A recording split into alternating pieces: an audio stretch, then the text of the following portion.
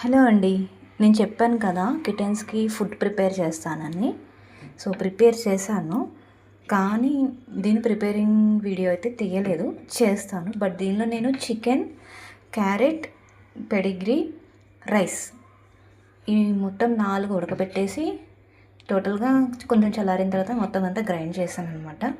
So ఇది పిల్లల కోసం ప్రిపేర్ చేశాను. నెక్స్ట్ చూడాలి ఇవి ఎలా తింటారు అనేది.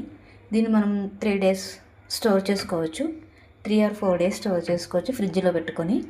సో మనం ఫస్ట్ కిటన్స్ పెడదాం, వాళ్ళు ఎలా దీన్ని తింటారో చూద్దాం ఫస్ట్. సో నెక్స్ట్ వాళ్ళు తిన్నారు అంటే ఇంక ఇదే ఫుడ్ నేను ఇక 3 daysకి ఒకసారి ప్రిపేర్ చేసి వాళ్ళకి పెడతాను అనమాట. అంటే ఇదొక ఒక పూట ఫుడ్ అనమాట. ఇంకా వాళ్ళకి ఇంకా మనం ఎక్స్ట్రా పెడిగ్రీయో లేదంటే ఇంకా మిల్క్ అట్లా ఇస్తాం కదా. సో ఇది ఒక పూట పెట్టే ఫుడ్ కిటెన్స్కి. సో మనం క్యాట్స్ కూడా పెట్టచ్చు, మదర్ క్యాట్కి కూడా. సో నేను కిటెన్స్కి అలవాటు చేద్దామని, ఆల్రెడీ గండుకి తెలుసు ఈ ఫుడ్, తినింది ఒకసారి. సో ఈ కిటెన్స్ కూడా ఒకసారి అలవాటు చేద్దామని ప్రిపేర్ చేశాను. సో దీని ప్రిపేరింగ్ వీడియో అయితే నేను నెక్స్ట్ చేస్తాను.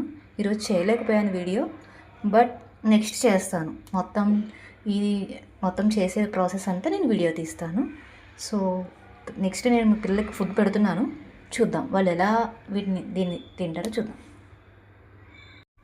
ఓకే, నేనైతే ఒక ప్లేట్లోకి ఫుడ్ తీసుకుంటున్నాను. ఇది నేను చేసిన ఇది 2 spoons ఇస్తాను. టోటల్ 5 members ఉన్నారు కదా పిల్లలు. చూద్దాం తింటారేమో, చూద్దాం వీళ్ళకి ఎలా టేస్ట్ నచ్చుతుందో లేదో మనం చూద్దాం ఫస్ట్. నెక్స్ట్ పిల్లలకి ఫుడ్ పెట్టాలి, వాళ్ళు ఎలా తింటారో చూద్దాం. ఓకేనా, తీసుకెళ్తున్నాను వాళ్ళకి. చూద్దాం వాళ్ళు దీన్ని ఎలా తీసుకుంటారో, ఫుడ్ ఇష్టపడతారో లేదో చూద్దాం.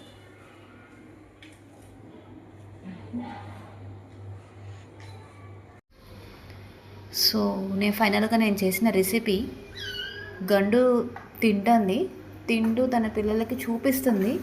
సో వాళ్ళు ఇంకా చిన్నపిల్లలు కాబట్టి వాళ్ళకి తెలియదు ఎలా తినాలి ఏంటి అనేది. వాళ్ళు ప్రజెంట్ అయితే పాలు మాత్రమే తాగుతున్నారు, పాలు గిన్నెలో పోస్తే అవి తాగుతారు, అది కూడా తాగరు అప్పుడప్పుడు.